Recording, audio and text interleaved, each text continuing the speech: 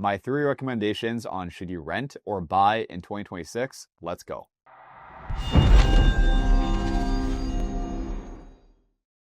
My name is Norton Ngo. Welcome back to the channel. If you're not already, make sure to subscribe to the channel, like this video, and if you'd like to book a call directly with me, I'm an active real estate agent here in the Ottawa market and would love to help. The link's in the description. The age-old question, should you rent or should you buy? I fundamentally believe it depends on the client and their financial situation and goals. I can actually confidently say in the 2025 real estate market, I actually talked to a good number of clients and friends of mine out of buying that were perhaps in a situation to be able to, because in reflection, it fundamentally did not make sense. I always ask the question, how long do you plan on living here? In my opinion, if you not plan on owning this for at least 5 years, I do not want to be the one that's selling you this. At the end of the day, it's my name on the line and the cons outweigh the pros, I would say, if it's not a long-term investment approach.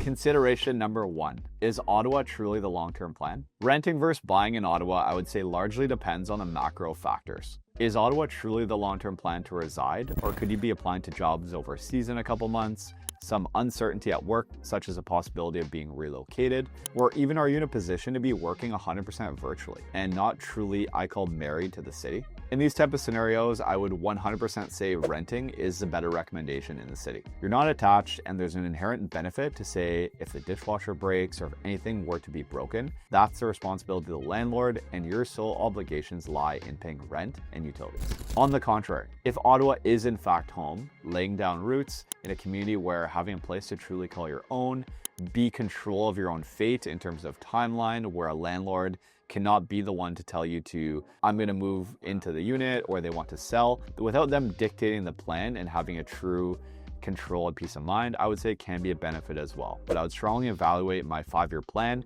and beyond that to be making a well-educated decision. Consideration number 2, how is your current financial stability? To solve the equation of whether you should rent or purchase, financials ultimately play a major factor, understandably. I always tell my clients, I never want you to be in a stressful financial situation, never over-leveraged or tight. Renting on one hand allows you the ability to rent a home with a commitment of likely a 1-year lease, providing oftentimes what is a first and last month's rent deposit. On the contrary, when you're purchasing, we're talking anywhere from a minimum down payment of 5% to upwards of 20%, depending on the property that you're looking at, of course. Renting allows you to perhaps access to properties in neighborhoods you would not necessarily be in a position to purchase as your first home, or not be in the asset class which you're looking for, but allows you the ability to say rent a property there and coordinate your interim plan. Further, on the purchasing side, the financial picture and structure revolves around not solely the down payment, but we're talking about closing costs, lawyer fees, land transfer tax, for example, that all get baked into this equation.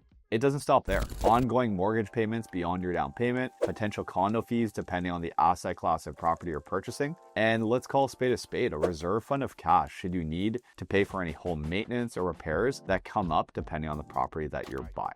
Consideration number 3, investment priorities. I'm personally not a big fan of when people say don't rent, it's a complete waste of money, because ultimately I don't believe that's true. Everyone's investment strategy is a little bit different. You have some clients out there that perhaps fit into some of the criteria that we outlined earlier in this video, maybe a mix of some of the two, and ultimately prioritize investments elsewhere. Maybe allocate towards other asset classes such as the stock market, mutual funds, cryptocurrencies, or maybe even opening a business venture, for example. Priorities are different and that's totally okay. I see it every day. We have clients and friends who I simply know and have been told by them that at this juncture in their lives, the real priority for them lie in growing their existing business practice, and home ownership is not even a consideration as they value growing elsewhere. To them, having a landlord take care of any maintenance requests, no property tax, for example, over the costs of home ownership are actually an advantage, and they're comfortable with the returns they're getting in other asset classes. Traditionally, we've seen strong returns in the Ottawa real estate market. The pandemic gains that we saw, I would definitely say would be an anomaly, but I do believe a long-term hold strategy in the Ottawa real estate market is a good decision. When you control a tangible asset, you have a good tenant in place that is paying down your mortgage, but always best to consult a professional in the mortgage and real estate space for, your specific case examples.